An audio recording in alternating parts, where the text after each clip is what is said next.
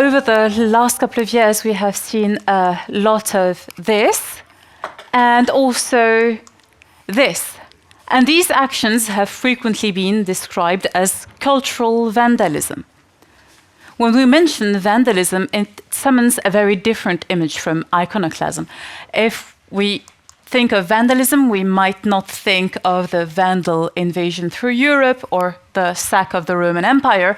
We would think of people who destroy things that they don't really understand.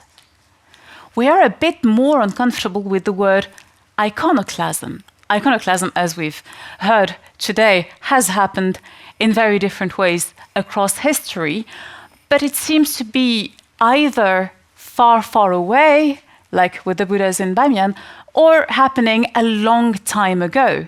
It seems very incompatible with the ideas of rationality and tolerance that we've inherited from the Enlightenment. But what if we asked an actual philosopher of the Enlightenment his thoughts about iconoclasm? With me in the studio is Denis Diderot, who writes in 1765, "My friend, if we love truth more than the fine arts, let us pray God for some iconoclasts." Diderot did not believe in God. He did not either believe in an objective truth, but one thing he knew was that the arts are an incredibly powerful way of conveying ideas. The idea of equality was the supreme idea that the Enlightenment left in France. Equality became the supreme good, and in the name of equality, the French Revolution happened. The French Revolution put an end to the absolute monarchy and to the feudal system, but the idea of removing the traces of a king or a reigning dynasty is not specifically new in history.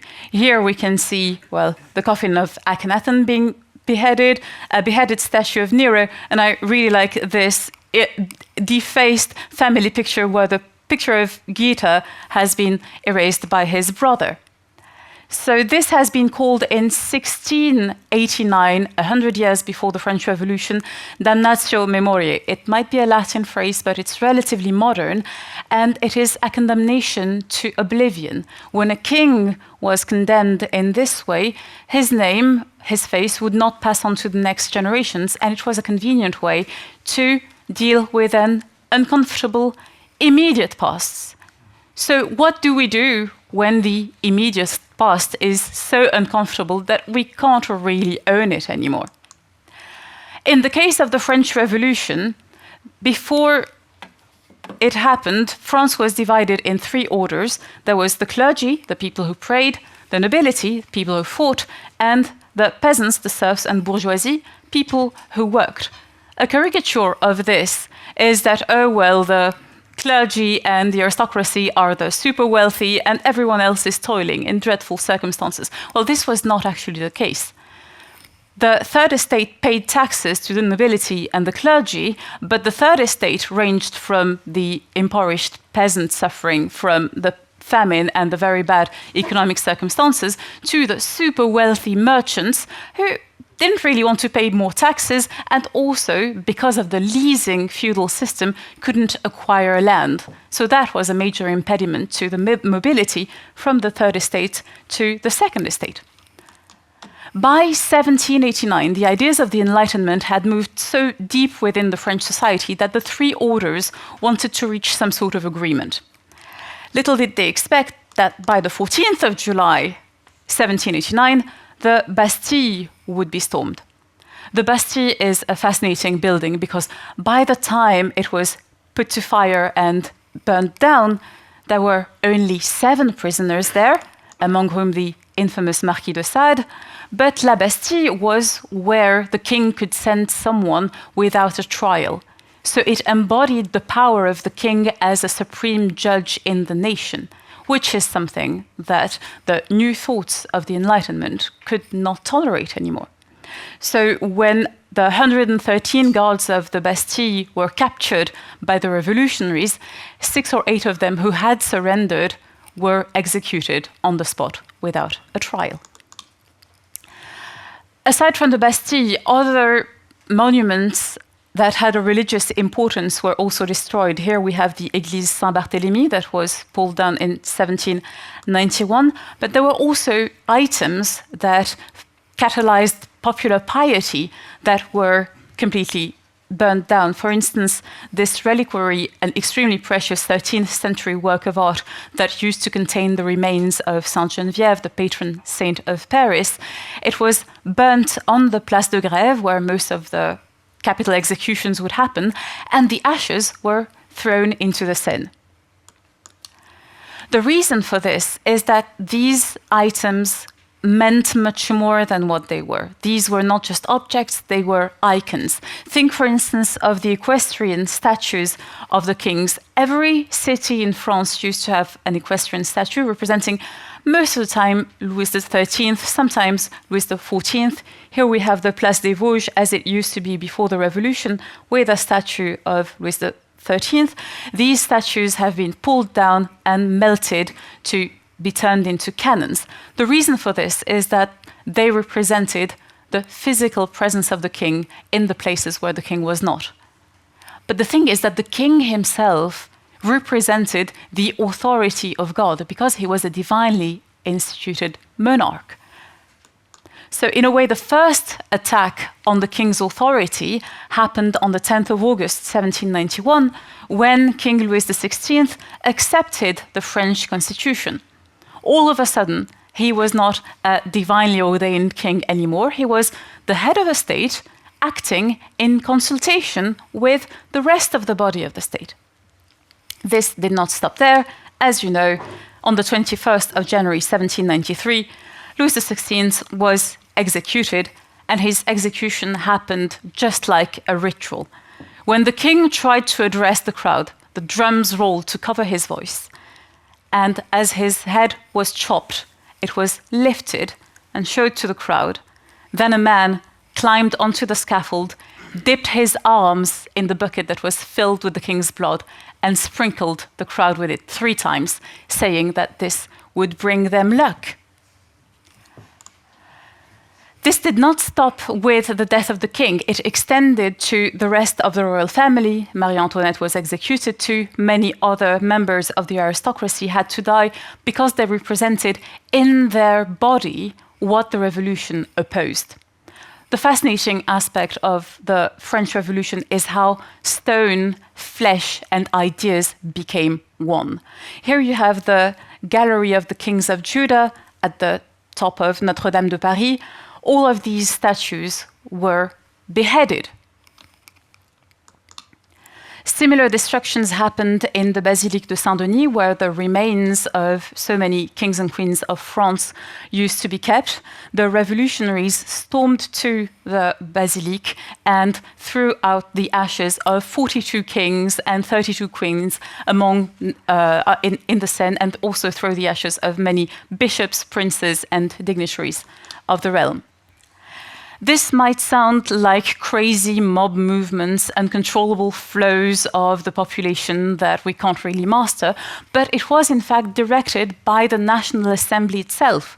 So on the 14th of August, 1792, the National Assembly stated, I quote, that the sacred principles of liberty and equality do not make it possible to leave under the eye of the people monuments erected to pride, tyranny, and feudalism.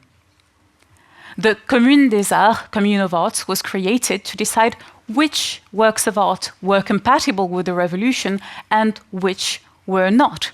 So the works of many painters and engravers were condemned as being, I quote, containing obscenities which revolted the republican morality. The intensity of the iconoclast purge, starting with the fall of la Bastille, culminating with the death of the king, then expanding to the destructions of all these works of art, leads to see revolutionary iconoclasm as a form of scapegoating, where the people and the objects that represent the former regime have to be executed so as to guarantee the purity of the new regime. I would like to point out 3 consequences of the French Revolution. First, new symbols were created. The fleur de lis was replaced by the tree of liberty, the king's throne was replaced by the altar of the fatherhood, and the Virgin Mary with her blue coat or her blue veil was replaced by Marianne with her red liberty cap. Marianne is the ultimate impersonation of a headless state. You'd see this figure in French town halls, you'd see it on stamps, and it's the best way to represent a head of state that does not really exist. Second consequence of the French Revolution, the word vandalism became fashionable. As early as 1792, some members of the Assemblée nationale questioned the fact that so many destructions would happen, but l'Abbé Grégoire was the first one who stood and said, "J'ai créé le mot pour tuer la chose." Sorry, that is a misquote. And the idea that he had was that if we called this by a term that referred to something so foreign to France, maybe this would deter people from practicing it. He pushed it as far as to say that the destruction of art was so contrary to the French genius that it could not possibly have been done by Frenchmen. It must have been the work of English counter-revolutionary spies. Last consequence of the French Revolution, the museums took up a new role. Here we have the Musée du Louvre. The Palais du Louvre used to be a royal castle and then a military garrison, but it was also where the royal collections of art were stored. After the 10th of August 1793, it became an official museum, and it was a very convenient way to hide away some of the works of art that were deemed too precious to run the risk of revolutionary looting. So once you put something in a museum, all of a sudden the icon is sanitized. You would never see anyone worshipping a sacred image in a museum. It is not an icon anymore. It is just a work of art. After the revolution happened, the first heads that had to fall were the heads of the people who caused the revolution. You have Georges Danton, Maximilien de Robespierre, Louis-Antoine de Saint-Just.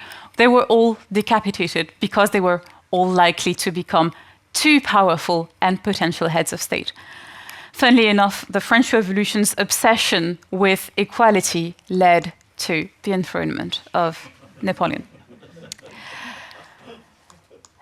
After the fall of the French monarchy, here you see all the sequence of different regimes that happened. There was a republic, then an empire, a return to the monarchy, a return to the constitutional monarchy, another republic, the second empire, then a third republic, and this third republic lasted onto the Second World War.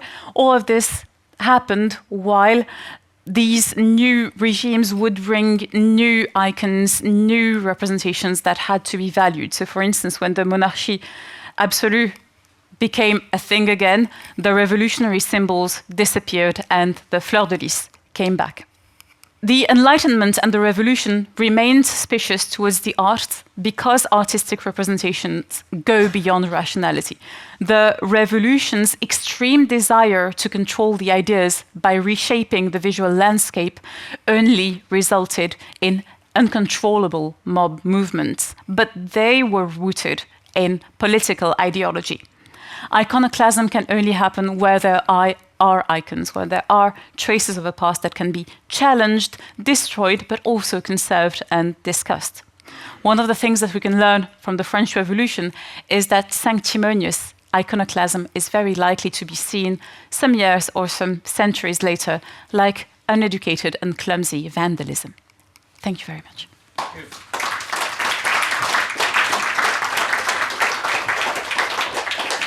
Marie, we've been talking about iconoclasm as destruction, but as James has showed us, it resulted in a new form of art, and you say the French Revolution and its destruction result in new symbols, vandalism, and the museums.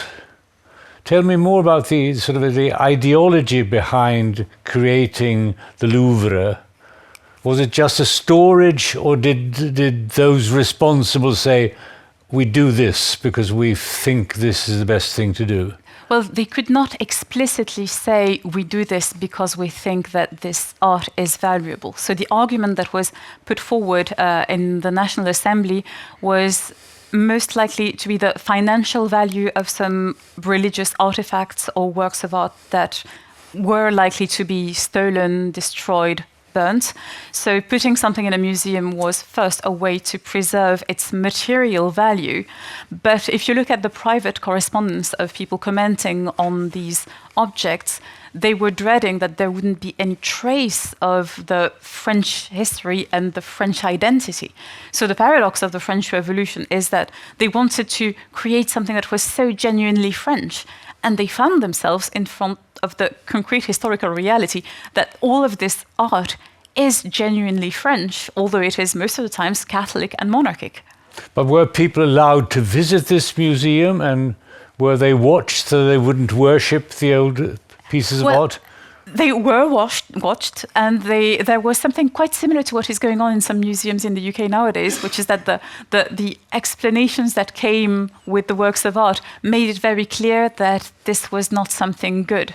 So, for instance, you'd have a representation of a king, and he would be described as a tyrant or as someone who did not uphold values that the revolution maintained. So it was a retain and explain. Were there any iconoclasts who sneaked in with bottles of ketchup or paint or so and threw at these objects? They didn't push it that far. They didn't have ketchup. No, they didn't have ketchup in that time. Thanks.